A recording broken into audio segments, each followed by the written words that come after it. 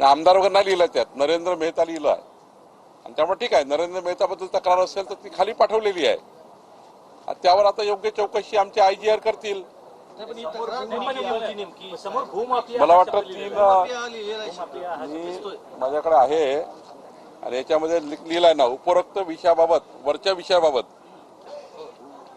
श्री अमोल रकबी, श्री अजय धोका व श्री विकास पाटील यांच्या निवेदनावर, निवेदन काय असं निवेदन आहे, जरा वाचलं पाहिजे बरोबर. आणि हे नाना पटोले आहे ना, हे नाना पटोले, आता याबद्दल काही बोलणार नाही फार मी. आणि मी असं लिहिलं आहे, निवेदनाच्या ईमेलची प्रत सोबत पाठवलेली आहे. निवेदन असं आहे आणि त्यामुळे ही मेल पाठवलेली आहे. या मेलवर तात्काळ कारवाई करावी, चौकशी करावी आणि चौकशीचा अहवाल पाठवावा. आता निवेदन आलं या तिघांचं, तर मंत्री म्हणून काम आहे, तुमच्याबद्दल तक्रार आली तर मला पाठवावीच लागेल.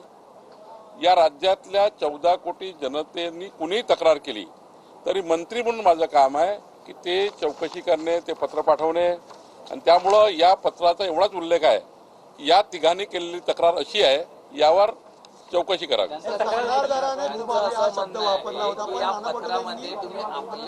नेत्याला किंवा आपल्याच पक्षातल्या आमदाराला भूमाफिया म्हटलेला आहे, त्यावर असं आहे. पहिले तर आमदार शब्द नाहीये, बरोबर. नरेंद्र मेहताबद्दल तक्रार आहे. आता तक्रार काय आहे, अशी तक्रार आहे जशी तशी मंत्री म्हणून काम करताना ही मंत्रालयातली पद्धती आहे पत्र तयार करण्याची. तुमचं कुठल्या विषयाचं निवेदन आहे ते विषय टाईप करतो आपण आणि टाईप केल्यानंतर खाली पाठवतो, असं असं निवेदन प्राप्त आहे, या लोकांकडनं आलेलं आहे, यावर योग्य तपासणी करावी. त्यामुळं आक्षेपार्ह असा शब्द दिसत असेल तर त्याची खातरजमा करून आपल्याहून कार्यालयीन तपासणी करणं संबंधित कार्यालयाची चूक आहे, आपल्या कार्यालयाची चूक वाटते का? कारण जो भूमाफिया हा शब्द असा आहे, त्या अर्जामध्ये असा आहे, अमोल लखवीच्या जरी अर्ज आला तरी आपल्या असं आहे की जसा तसा पाठवतो, काय नाही, जसा तसा पाठवतो आपण, जसं निवेदन आलं तसं आपण खाली पाठवतो. म्हणजे आपला संबंध काय नाही त्याच्याशी, कशाशी म्हणजे फक्त पुढे पाठवला शब्द आपण वापरला नसून तक्रारदाराने वापरलेला आहे का?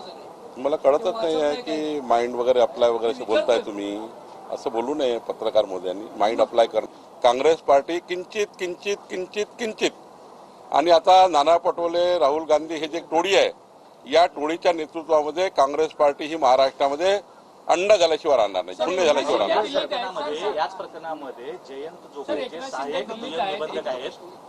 सहाय्यक दुय्यम निबंधक आहेत, यांचं मी वारंवार सांगतो की तुम्ही नाना पटोलेंनी सभागृहामध्ये मांडलं तर उत्तर देईल.